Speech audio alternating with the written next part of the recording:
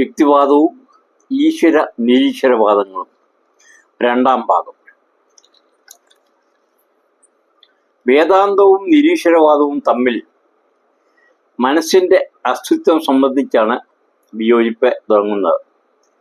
ഒരു വ്യക്തിയുടെ മരണത്തോടെ മനസ്സ് മരിക്കുന്നു എന്നതാണ് നിരീശ്വരവാദികളുടെ അഭിപ്രായം. എന്നാൽ ആഗ്രഹങ്ങൾ തീരുമ്പോൾ മാത്രമേ മനസ്സിൻ്റെ അന്ത്യമാകൂ എന്ന് വേദാന്തം പറയുന്നു. ശരീരത്തിലെ വിവിധ രസായനങ്ങളുടെ കെമിക്കൽസ് രാസപ്രവർത്തനങ്ങളുടെ ഫലമായി ഉണ്ടാകുന്ന ഒരു താത്കാലിക പ്രതിഭാസം മാത്രമാണ് മനസ്സ് എന്നതാണ് നിരീശ്വരവാദികളുടെ നിലപാട്.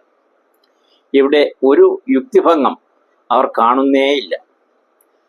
മരണശേഷവും അവിടെ രാസപ്രവർത്തനം നടക്കുന്നു എന്നതാണ് വാസ്തവം.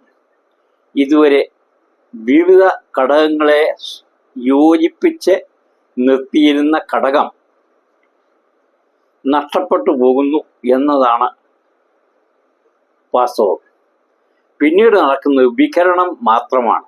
എന്നാൽ ഇവിടെ ശ്രദ്ധേയമായ ഒരു യോജിപ്പിൻ്റെ മേഖല കണ്ടെത്താൻ കഴിയും. അത് മനസ്സ് മരിക്കും അഥവാ മനസ്സില്ലാതാകും എന്ന് രണ്ട് കൂട്ടർ സമ്മതിക്കുന്നു എന്നതാണ്. മനസ്സെപ്പോൾ എങ്ങനെ വിലീനമാകും എന്നതിൽ മാത്രമാണ് തർക്കമുള്ളത്.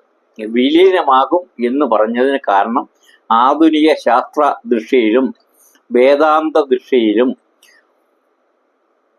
വസ്തുവിന് ഒരിക്കലും നാശമുണ്ടാകില്ല എന്നത് അംഗീകരിച്ചു കഴിഞ്ഞിരിക്കുന്നു.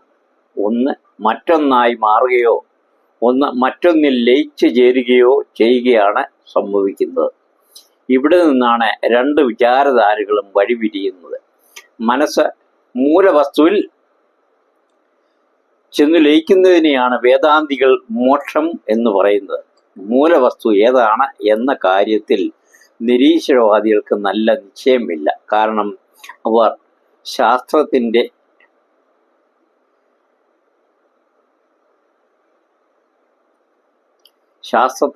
കണ്ടുപിടുത്തങ്ങളെയാണ് അംഗീകരിക്കുന്നത്.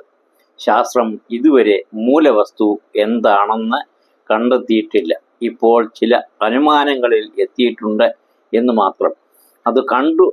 അതുകൊണ്ട് തന്നെ നിരീശ്വരവാദം സ്ഥിരമായി അനിശ്ചിതത്വത്തിലാണ് എന്ന് പറയാതിരിക്കാൻ നിവൃത്തിയില്ല.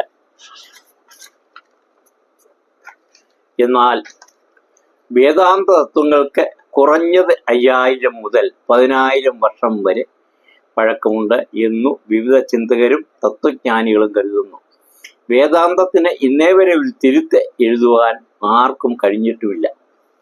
ആ നിലയിൽ വേദാന്തം ആത്യന്തിക സത്യമായി വേദാന്തികളും ഒരു വലിയ വിഭാഗം ചിന്തകരും കുറേയേറെ ശാസ്ത്രജ്ഞരും കരുതുന്നു. ഈ സിദ്ധാന്തത്തെ അദ്വൈതം എന്ന പേരിലാണ് ലോകത്തെ അറിയപ്പെടുന്നത്. പ്രപഞ്ചവും പ്രപഞ്ച വസ്തുക്കളും അദ്വൈതത്തിൽ, അതായത് ഏക വസ്തുവിൽ നിന്ന് ഉദ്ഭവിച്ചു എന്നാണ് കരുതുന്നത്. പ്രപഞ്ചം ഏകത്വത്തിൽ നിന്ന് ഉത്ഭവിച്ച് ഏകത്വത്തിൽ അവസാനിക്കുന്നു എന്നത് ഇന്ന് വേദാന്ത ദർശനം മാത്രമല്ല, അത്യാധുനിക ശാസ്ത്രം കൂടിയാണ്. Big bang singularity, big crunch singularity, dark hole തുടങ്ങിയ തിയറികൾ ഈ സത്യത്തെയാണ് വിളിച്ചോതുന്നത്. ശാസ്ത്രത്തിൻ്റെയും വേദാന്തത്തിൻ്റെയും അടിസ്ഥാന തത്വം ഒന്നു തന്നെയാണ്. പ്രപഞ്ചത്തിൻ്റെ ഉൽപ്പത്തിയുടെ പിന്നിൽ രണ്ട് ശക്തികൾ ഉണ്ടാകാൻ പാടില്ല. അഥവാ ഉണ്ടെങ്കിൽ അവ രണ്ടിൻ്റെയും പിന്നിൽ ഏകമായ ഒരു ശക്തി ഉണ്ടായേ മതിയാകൂ എന്ന് ശാസ്ത്രവും വേദാന്തവും കരുതുന്നു. ഇത് അംഗീകരിച്ചാൽ ഭൗതിക ശാസ്ത്രം എന്നും ആധ്യാത്മിക ശാസ്ത്രം എന്നും തികച്ചും വ്യത്യസ്തമായ രണ്ട് ശാസ്ത്രങ്ങൾ ഉണ്ടായിക്കൂടാം. ഏകശാസ്ത്രത്തിൻ്റെ വ്യത്യസ്തമായ ശാഖകൾ എന്ന് വേണം ഇവയെ കരുതാൻ. പ്രപഞ്ചം മുഴുവൻ ഊർജമാണ്, ഊർജത്തിൻ്റെ രൂപഭേദങ്ങൾ മാത്രമാണ് എന്ന് ശാസ്ത്രം സമ്മതിക്കുമ്പോൾ വേദാന്തം പറയുന്നത് പ്രപഞ്ചം മുഴുവനും ബ്രഹ്മവും ബ്രഹ്മത്തിൻ്റെ പരിവർത്തിത രൂപങ്ങളുമാണെന്നാണ്. മനസ്സ് വിലീനമായി എന്ന് പറഞ്ഞത് ഇതുകൊണ്ടാണ്.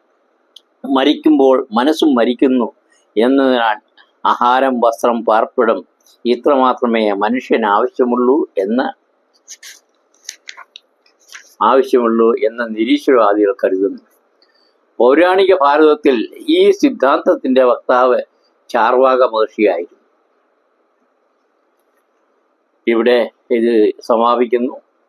അടുത്ത ഭാഗം മൂന്നാം ഭാഗമായി നിങ്ങൾക്ക് കേൾക്കാം.